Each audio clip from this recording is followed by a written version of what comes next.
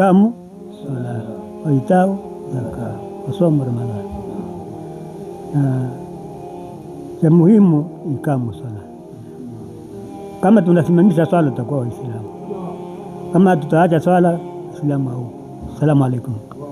Zito Uislamu wetu sisi, al-ahdu alladhi bainana, Rasulullah sallallahu alaihi wasallam anasema al-ahdu alladhi bainana wa bainakum as-salatu. Ahadi yetu sisi na yeye na Allah subhanahu wa ta'ala ni nini? Ni swala. Kwa hiyo tukisimamisha swala maana yake tumesimamisha Uislamu na ndio tumetekeleza wajibu na ndio ahadi tutakuwa tumeisimamisha. Kwa hiyo amezungumza maneno makubwa sana ambayo yamechukua aya nyingi ambayo pia yamebeba hadithi nyingi za Mtume Muhammadin sallallahu alaihi wasallam. Ndugu zangu, mimi nijazie niseme hivi. Kwanza binafsi Sheikh hawezi kuzungumza yeye leo na hata kesho yeye kuzungumza hapa yeye hapa hawezi kuzungumza. Sisi ndio tumekuja kumuogesha, sisi ndio tunamuogesha. Na mimi ndio muogeshaji mkuu. Mimi ndio mwenye kuandaa maji ya kuoga, tunamuogesha. Alhasil, ndugu zangu, nataka nizungumzie jambo moja. Mwenyezi Mungu Subhanahu wa Ta'ala ametujalia sisi. Lakini ametujalia sisi akatupa na utaratibu. Ametujalia sisi kuwepo duniani lakini akatupa na utaratibu wa kuishi. Tuishi namna gani? Tuishi kwa kumtegemea Allah Subhanahu wa Ta'ala. Yeyote mwenye kumtegemea Mwenyezi Mungu Subhanahu wa Ta'ala hajaanguka na amefaulu. Na yeyote ambaye pia atakuwa ametegemea nje ya Allah Subhanahu wa Ta'ala amefeli. Ndugu zanguni, mafanikio ya duniani na akhera ni kutawakkal kwa Allah Subhanahu wa Ta'ala.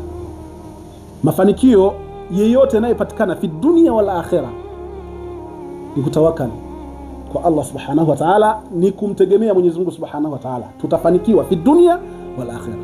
Tupo hapa, jambo lenyewe lilotuweka hapa ni dua, kwa sababu ndugu yetu anahitaji kuhamia kwenye jengo hili, kwenye nyumba hii ambayo Allah Subhanahu wa Ta'ala kamruzuku.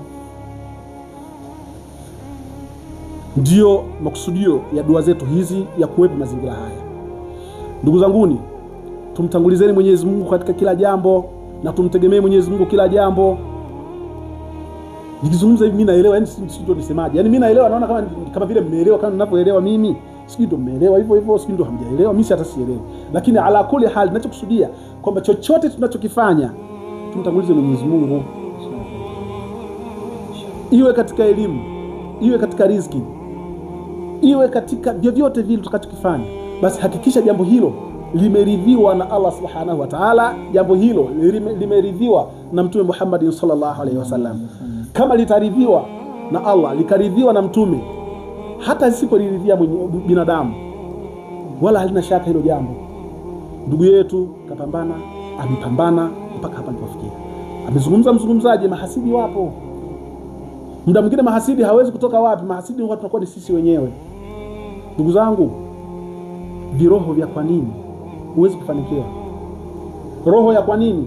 Mara nyingi wenye roho ya kwa nini hatuwezi kufanikia fi dunia wala akhera. Yani mtu kumuonea ghila, yani kumuonea husda, kumuonea wivu, basi uwe ni wivu ule wa kimaendeleo, sio wivu wa kwa nini yeye apate na mimi nikose. Ikawa kama kisa kile cha yule bwana aliyesema kama ni jicho basi kwa yule katoe yote mawili. Mimi nikitoa moja kwako, kule nitatoa yote mawili, basi kule katoe yote mawili.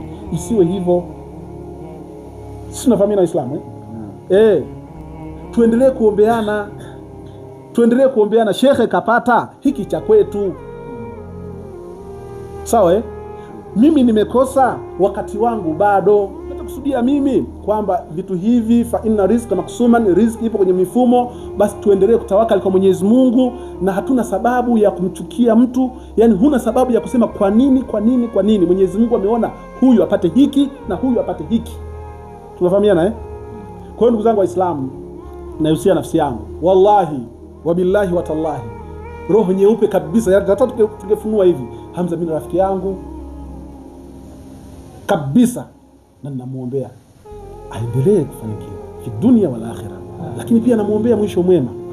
Kwa sababu pia hivi vitu hivi huwa vinamtoa mtu kwenye mwisho mwema, sasa kuona kwamba sasa yuko peponi.